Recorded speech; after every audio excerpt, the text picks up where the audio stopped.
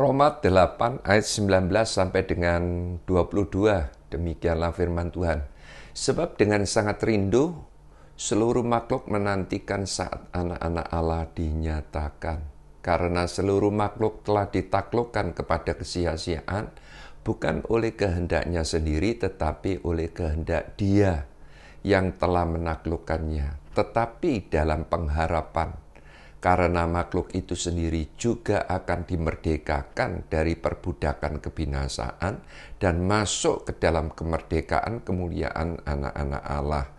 Sebab kita tahu bahwa sampai sekarang segala makhluk sama-sama mengeluh dan sama-sama merasa sakit bersalin.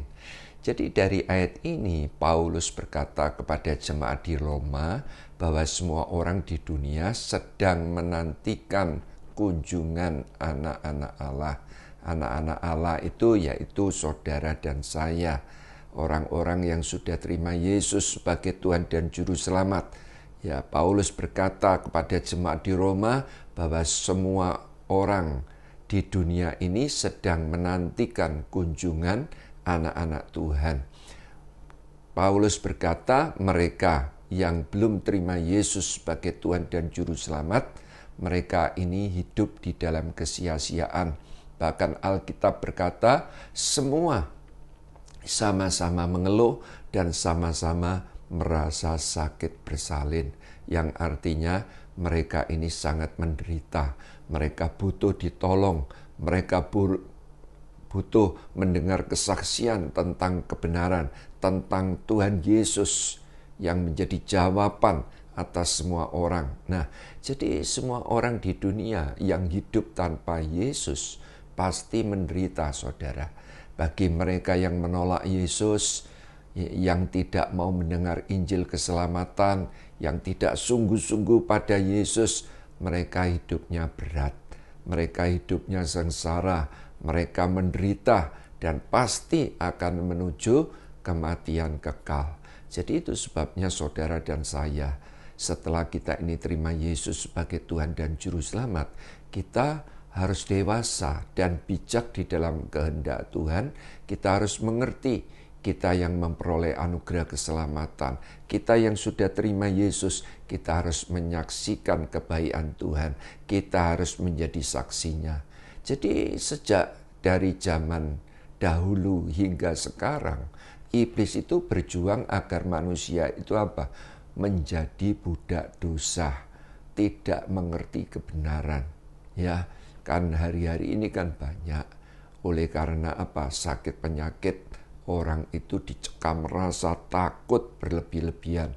Padahal Alkitab berkata apa? Akulah kebangkitan dan hidup. Barang siapa percaya kepadaku, kata Tuhan Yesus, dia akan hidup sekalipun dia sudah mati. Dan barang siapa hari ini yang hidup dan mau percaya kepadaku, tidak binasa. Nah, itu kebenaran firman Tuhan. Yesus sendiri berkata, Yesus sendiri menjamin, jadi kita tidak perlu takut.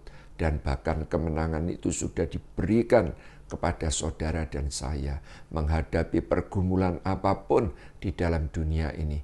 Satu hal yang Tuhan mau, kita tidak boleh kalah, kita tidak boleh menyerah, kita harus menang. Sebab apa?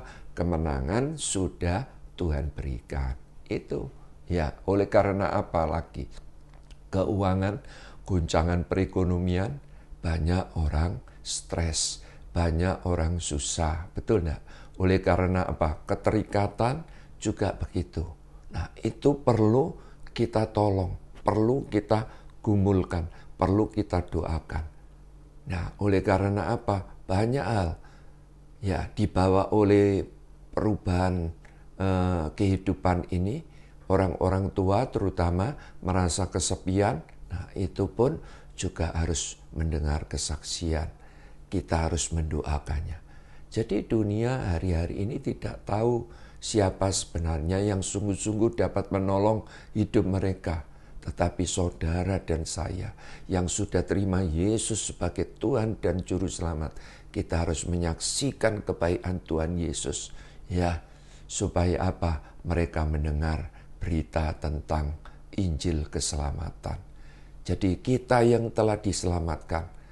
Karena apa? Karena ada orang-orang memberitakan Injil keselamatan kepada kita. Betul enggak? Jika kita tidak pernah mendengar Injil keselamatan, maka hidup kita pun juga sama. Sama seperti yang Alkitab katakan, hidup di dalam kesia-siaan, mengeluh sama-sama dalam sakit bersalin. Alkitab katakan begitu. Dan bahkan dikatakan di dalam kitab Hosea 6 ayat 3 dikatakan, marilah kita mengenal dan berusaha sungguh-sungguh mengenal Tuhan. Ia pasti muncul seperti fajar, ia akan datang kepada kita. Ya, seperti hujan di akhir musim yang mengairi bumi. Nah, jadi yang artinya marilah mengenal ditujukan kepada siapa? Orang yang belum kenal. Supaya apa? Mengenal. Dan berusaha sungguh-sungguh mengenal dia. Ditujukan kepada siapa? Kepada saudara dan saya yang sudah kenal Tuhan Yesus. Agar apa? Kita sungguh-sungguh. Sebab apa? Janjinya berkata, ia pasti muncul seperti fajar. Fajar itu terang. Ya, ia akan datang kepada kita seperti hujan di akhir musim yang mengairi bumi. Hujan berkat, berbicara hujan berkat. Ya, jadi itu. Dunia tidak akan terlepas, saudara, dari belenggu dosa atau dari permasalahan dan kesia-siaan. Jadi itu sebabnya saudara dan saya yang sudah terima Yesus, Paulus mengingatkan hari ini. Supaya apa? Kita keluar. Untuk apa? Memberitakan Injil keselamatan kepada orang-orang yang belum mengenal. Kita harus berani berkata kepada orang-orang di sekitar kita, Yesus akan menyelesaikan semua masalahmu. Nah, kita harus berani berkata begitu. Yesus sangat mengasihimu. Nah, kamu harus datang kepada Tuhan. Gitu. Kita harus berani mengatakan dan kamu akan melihat hidupmu akan diubahkan. Itu, ya.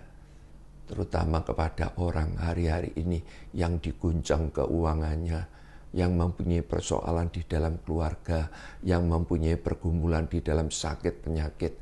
Mereka harus mendengar Injil keselamatan. Itu yang Tuhan mau. Saya berdoa saudara menangkap kebenaran firman ini.